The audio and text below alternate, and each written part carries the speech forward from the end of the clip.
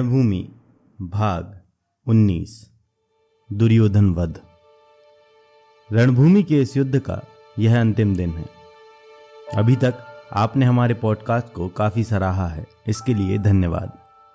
यदि आप पॉडकास्ट को पूरा नहीं सुन पाए हैं और कम समय में इस युद्ध को बारीकी से समझना चाहते हैं तो अभी playranbhoomi.com पर जाएं और हमारा बोर्ड गेम ऑर्डर करें। सूत्रधार से सभी सोशल मीडिया माध्यमों और यूट्यूब पर जुड़ने के लिए ढूंढें माय सूत्रधार MYSUTRADHAR। इसके अलावा आप सूत्रधार के अन्य पॉडकास्ट का आनंद भी ले सकते हैं, जैसे कि वेदव्यास की महाभारत, इतिहास पुराण की कथाएं, पंचतंत्र की कहानियां इत्यादि। यह श्रृंखला अपने अंतिम चरण पर है। इसे राजा परीक्षित के राज्याभिषेक पर समाप्त किया जाएगा ताकि युद्ध के पश्चात साम्राज्य की दशा के विषय में भी आपको जानकारी मिल सके। कर्ण के मारे जाने पर कुलगुरु कृपाचार्य दुर्योधन के समक्ष पांडवों से संधि कर लेने का प्रस्ताव लेकर आए, परंतु दुर्योधन ने युद्ध करते हुए मर जाना बेहतर जाना और संधि के उस प्रस्ताव को ठुकरा दिया। लेकिन अभी भी दुर्योधन के समक्ष नए सेनापति की चुनौती उपस्थित थी। दुर्योधन इस दुविधा से निकलने के लिए अश्वत्थामा के पास गया। अश्वत्थामा ने सेनापति के लिए शल्य का नाम प्रस्तावित किया। शल्य ने भी सेनापति के तौर पर अपनी स्वीकृति दे दी। अगले दिन दोनों पक्षों की बची हुई सेनाएं रणभूमि में आ गईं। आज के दिन की रणनीति बस यही थी कि कोई भी योद्धा अकेले पांडवों से युद्ध नहीं करेगा। शल्य ने इस दिन सर्वतोभद्र व्यूह की रचना का प्रयोग किया।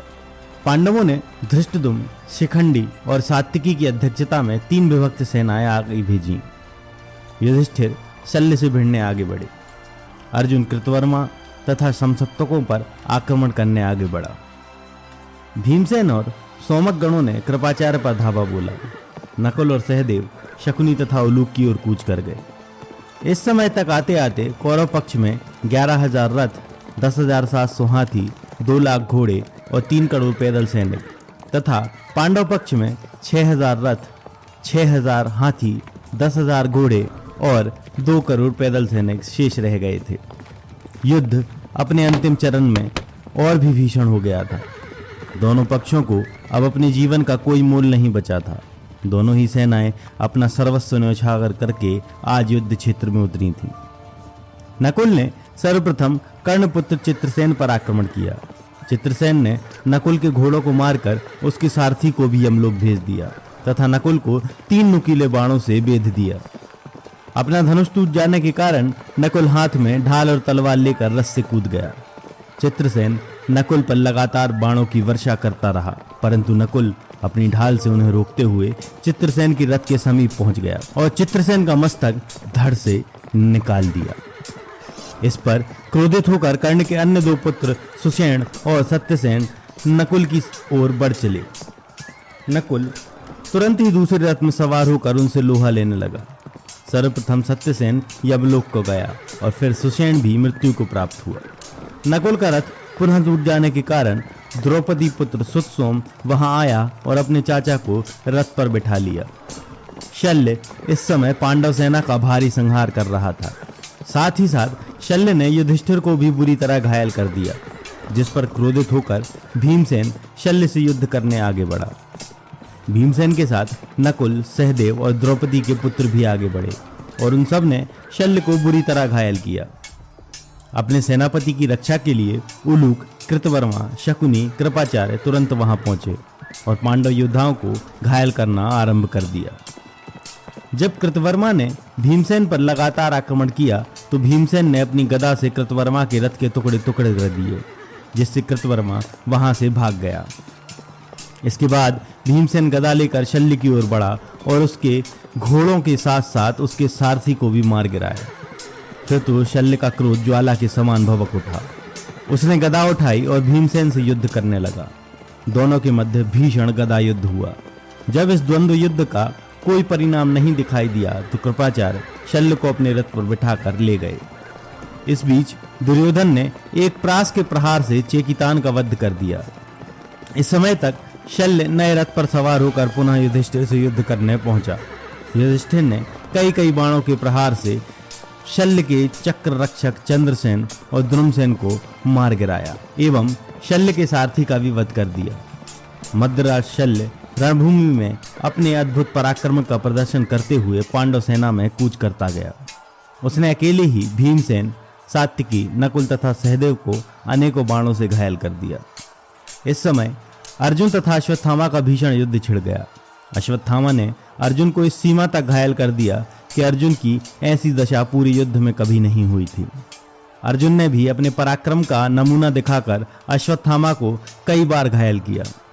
इसी समय पांचाल वीर सुरथ अर्जुन की सहायता करने आगे आया और उसने अश्वत्थामा पर धावा बोल दिया, परंतु एक नाराज के प्रहार से सुरथ यमलोक को प्राप्त हुआ। इसके बाद दुर्योधन, धृष्टद्युम्न, अर्जुन, अश्वत्थामा, शल्य के साथ नकुल और सात्यकी का भीषण युद्ध छिड़ गया। इस बीच भीमसेन दुर्योधन से युद्ध करने आगे बढ़ा और उसे पराजित कर दिया। युधिष्ठिर ने भी शल्य पर आक्रमण करते हुए उसे पराजित कर दिया। युधिष्ठिर ने विश्वकर्मा द्वारा भगवान शंकर के लिए बनाई गई एक शक्ति का प्रयोग शल्य पर किया, जिससे शल्य का शरीर खून में नहा गया। शल्य दोनों बाहें फैलाकर धरती पर गिर पड़ा और मृत्यु को प्राप्त हुआ। तत्पश्चात प्रतिशोध की अग्नि में जलते हुए शल्य के छोटे भाई ने युधिष्ठिर पर धावा बोला, परंतु युधिष्ठिर ने उसे भी मार गिराया। यह देखकर मद्राज के अनुचर युधिष्ठिर पर चढ़ आए, परंतु पांडव योद्धाओं के पराक्रम से वे भी काल के गाल में चले गए। इस समय तक भीमसेन ने कौरव सेना के 21,000 सैनिकों को मृत्यु से आलिंगन करवा दिया था। सात्यकी ने राजा शाल्व का वध कर दिया। यह देखकर कृतवर्मा और क्षेमधूर्ति सात्यकी से युद्ध करने आगे आए, परंतु सात्यकी ने क्षेमधूर्ति का वध कर डाला और कृतवर्मा को पराजित कर दिया, जिससे कौरव सेना में भगदड़ मच गई। शकुनी ने कूट युद्ध का सहारा लेकर पांडव सेना में हाहाकार मचा दी। उधर भीमसेन ने धृतराष्ट्र के 11 पुत्रों दुर्मर्शन, चित्रांग, जैत्र, भूरिबल, रवि, जयसेन, सुजात, दुर्विगाह, दुर्विमोचन, दुष्प्रदर्शन और श्रुतर्वा का वध कर दिया। उधर अर्जुन ने भी कौरव सेना का संहार करते हुए त्रिगत देश के महारथी सत्यकर्मा, सत्येशु और सुशर्मा का वध कर दिया। भीमसेन ने भी सुदर्शन का वध कर दिया। धरती कटे हुए मस्तकों और रक्त से भर गई थी। अब बची हुई कौरव सेना पर पांडव योद्धा भूखे सिंह की भांति टूट पड़े। सबसे पहले सहदेव ने एक भल्ले से उलूक का मस्तक काट दिया। अपने पुत्र को मारा गया देखकर शकुनी तुरंत सहदेव से युद्ध करने पहुंचा। दोनों योद्धाओं ने एक दूसरे को कई बार बुरी तरह घायल किया।